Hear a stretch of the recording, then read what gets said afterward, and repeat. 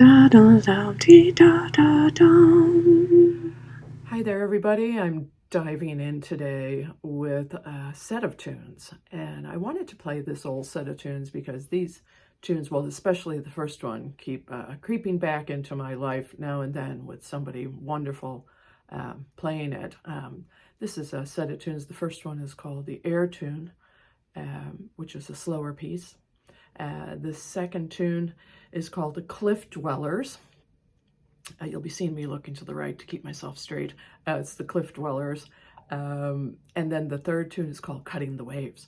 So I was in a group that was called Trian, and this was Dahi Sproul on the guitar, Billy McComiskey on the accordion, and me on the fiddle.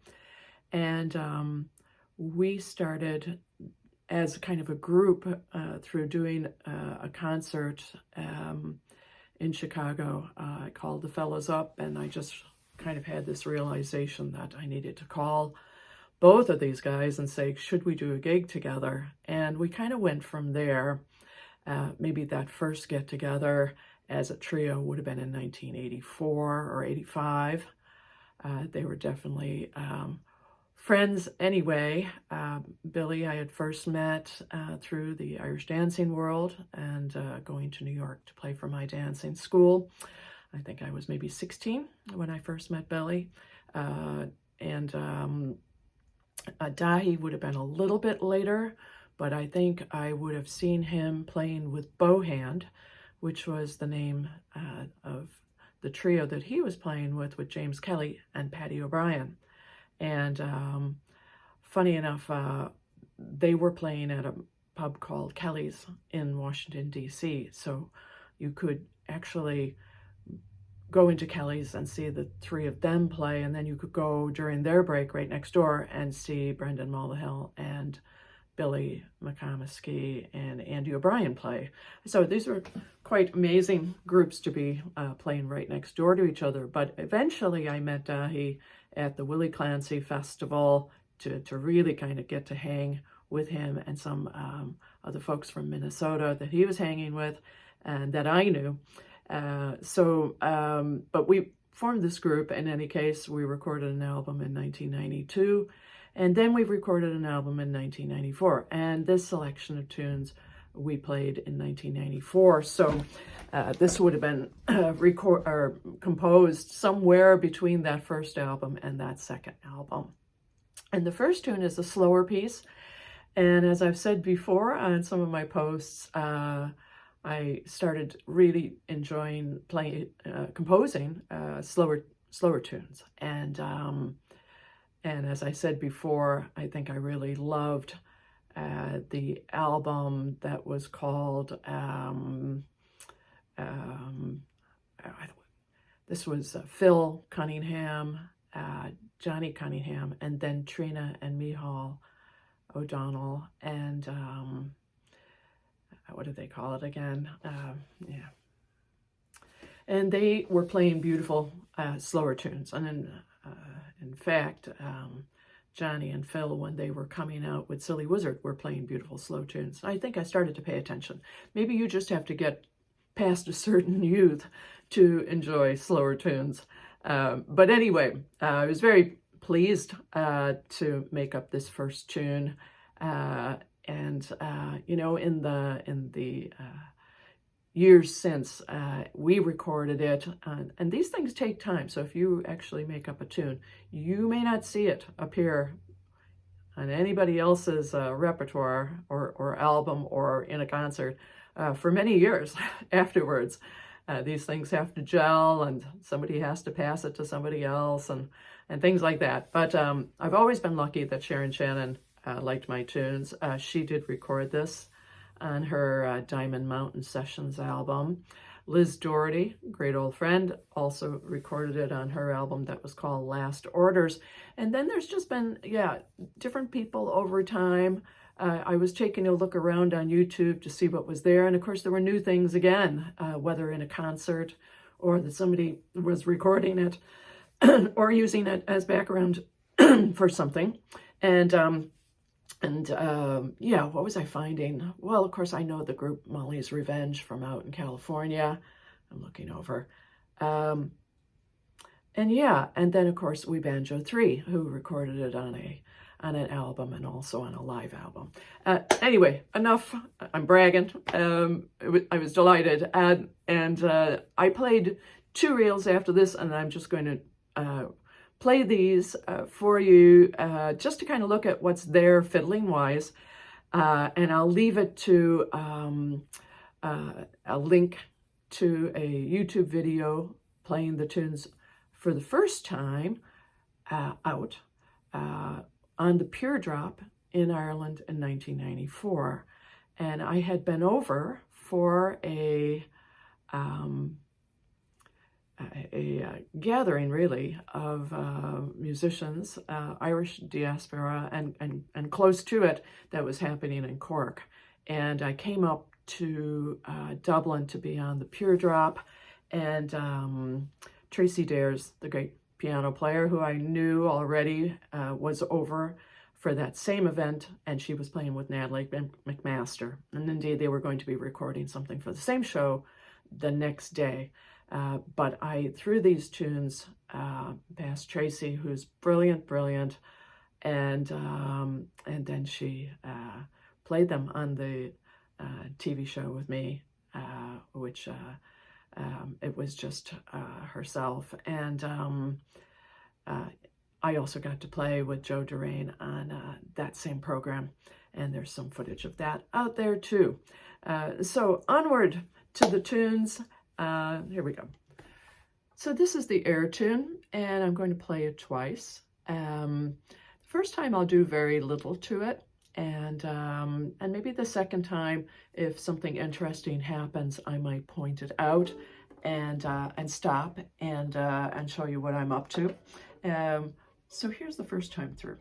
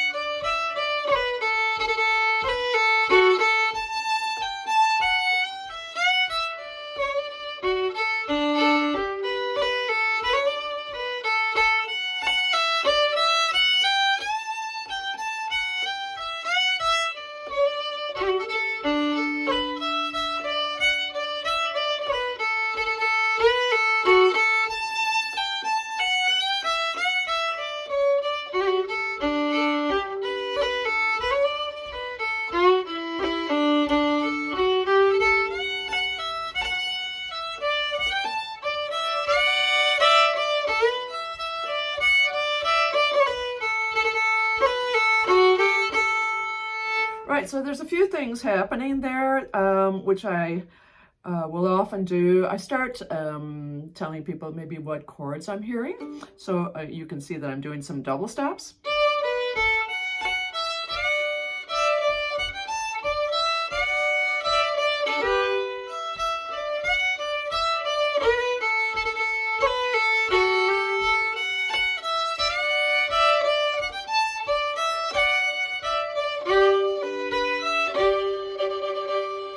And then that, of course, is a fifth, and that's, to me, in this tune. One other thing I could say about that first part that I enjoy doing is that you can do these little anticipation notes. Let me see where it is now.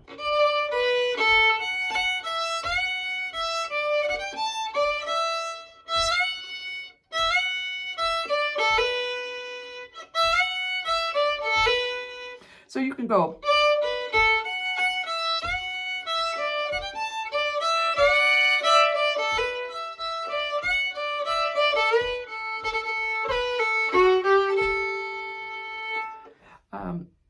All of the notes actually could be versions of rolls and versions of grace notes.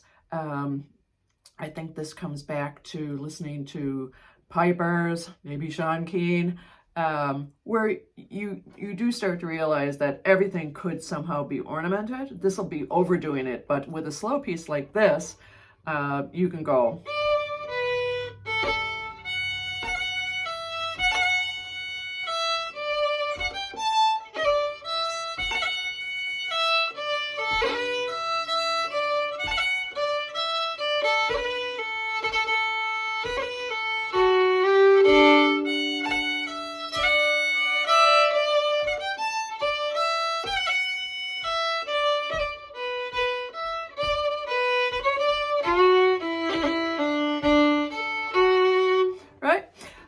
The second part with things in.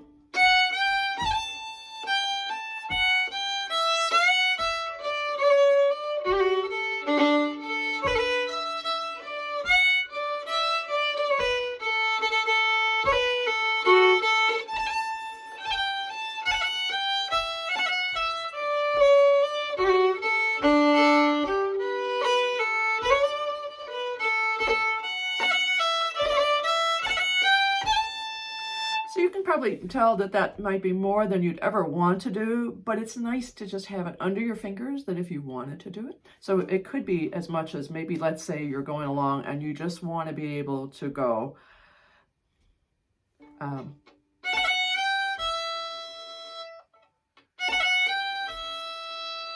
Then you go.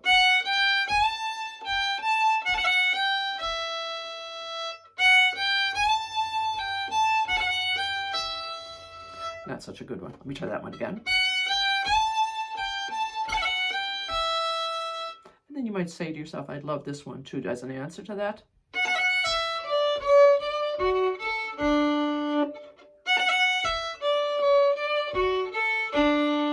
So you can make decisions for yourself, or you can just be pretty open about it.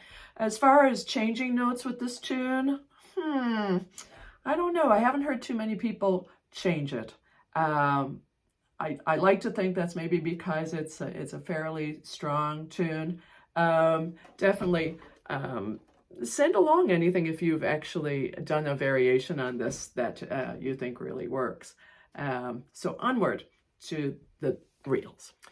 Here is the first reel that goes after the air tune on a recording with Trian.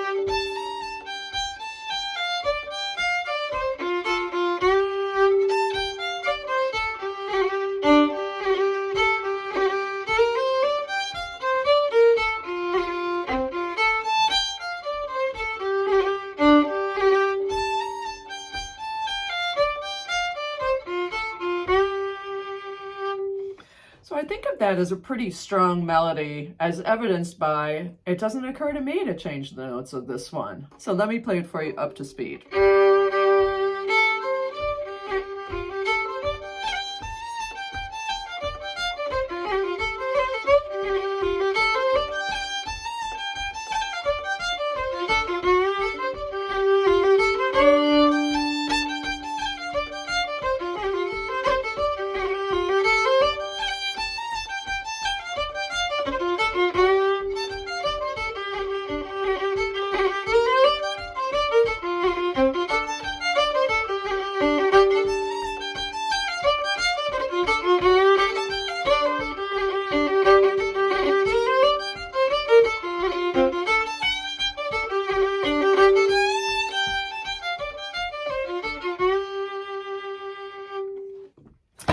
I think I can have a little bit of almost like a Claire playing around with the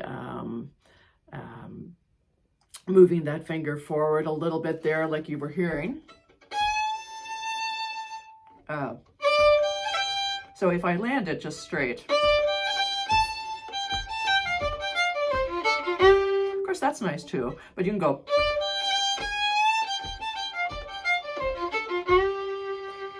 Yeah, and I could be playing a little bit with loud and soft with that tune. I remember doing this in the first part.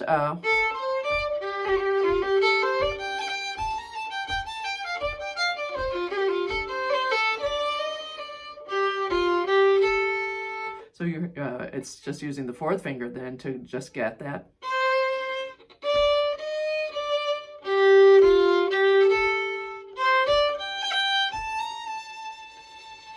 Boy, a lot of times there's parallels in my playing. I surprise myself how much I do that. But maybe because I was doing that, then I just went, well, why not do it in this spot too? Interesting. Finally, the third tune in that selection of the air tune into the Cliff Dwellers, into this tune called Cutting the Waves, a tune that my husband Charles named from going out on the boat on Lake Michigan, his little bass boat. It's treacherous out there. Why does he do it? The boat is too small. The lake is too big. But anyway, Cutting the Waves is a little way of maybe not tipping the boat over as he's coming in to shore. All right, so this tune, I switch keys from, I'm here.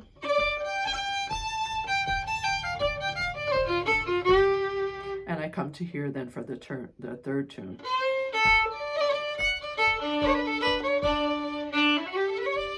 So it's in D.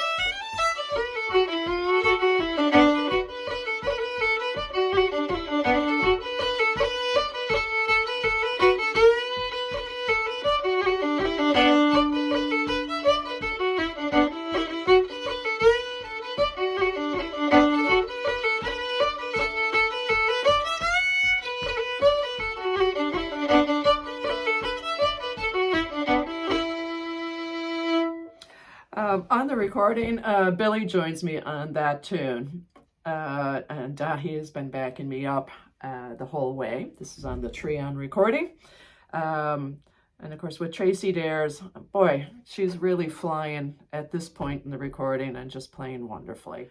So I'll leave you with my favorite variation from this tune, which I believe Billy came up with, and it was to take the second part and the first two measures and just kind of do a rolling kind of a thing.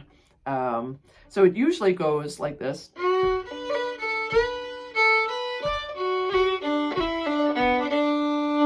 And Billy went, so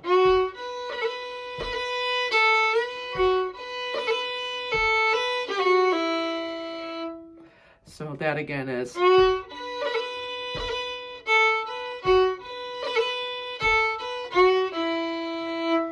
And then in context, I'll play 2 second parts for you, and we'll leave it at that. I'm going to wish you luck giving these a try, if for no other reason, just to put your head sonically in the place where these tunes lie, the key switches from one to the other, a slower tune into a faster tune, all of it kind of interesting. I've never tired of playing these tunes, but here's the second part twice.